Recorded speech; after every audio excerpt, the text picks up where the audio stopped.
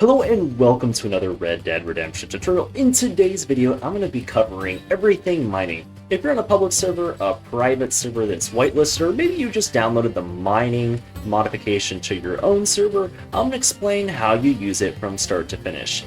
The first thing we need to talk about is location. Mining is a little bit confusing and most people might get a little bit lost because you can't just go up to a rock and start to mine it. There's actually specific locations that you need to go to. So let's talk about this on the map. The most common location that I'm going to be showing you today is going to be at Ansburg, since basically every server has this mine since it's built in. Some servers I might want to mention, however, like this server that I'm on right here, actually has custom mines that have been added in. Now you can add scripts to your server that basically add little cave systems and mining locations around the map. Usually they're going to have a marker which you can see with this little M that you're going to see right here, and you can go ahead and go to there and they'll act basically just like the Ansburg mine. The second is how you're actually going to get a pickaxe like I have in my hand right here. You're going to need to go to a blacksmith within your server, ask around where that blacksmith is, and you'll be able to purchase a pickaxe such as the one you see right here. In the inventory, it should look like this and say pickaxe. You're going to go ahead and purchase that and put it into your inventory, and you've got all you need, and you're all ready to go. So let's go ahead and equip this pickaxe right here. Let's go ahead and walk into the mines and I'll show you exactly how you start to mine.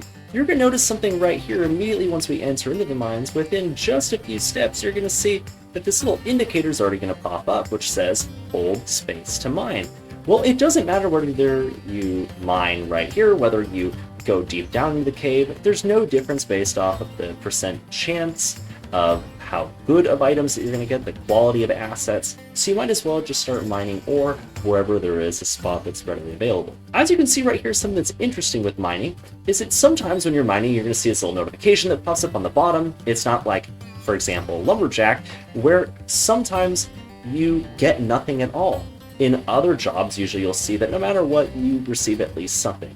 This makes mining a little bit more on the grindy side, but as you can see as we're slowly going, you can see I received 1 diamond. That's a specific type of gem, the gem series that you can get. You also get things like lead ore, copper ore, in some cases you can even get gold. You'll also find clay and rock, which are essential if you have furniture or foundations or homes that you can build within your server. Those are going to be resources that you're able to use. Now let's pretend like we've actually mined and we've completely filled up our inventory. Well, you're going to go ahead and go to your horse, or what I would recommend is bringing a cart, so you can transfer all these items into that inventory, and then you can come back and start fresh and completely fill up your inventory again.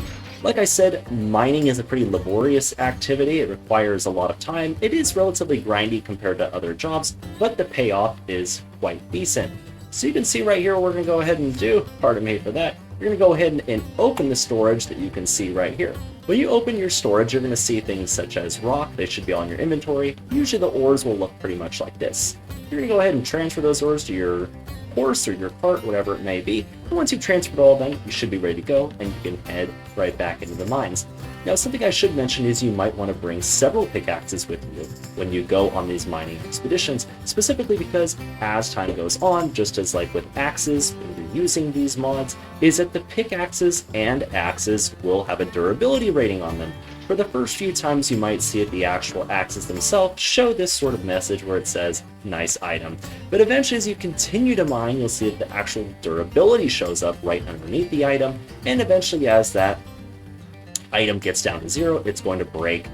Now, some servers, like the server that I'm on right here, have the ability for you to actually bring that pickaxe back to a blacksmith and be able to repair it basically and have it go back up to full durability. Some servers might not have that script installed, in which case you're going to just need to bring several, and as that pickaxe dwindles down to 0, you'll just have to let it go and purchase some other ones.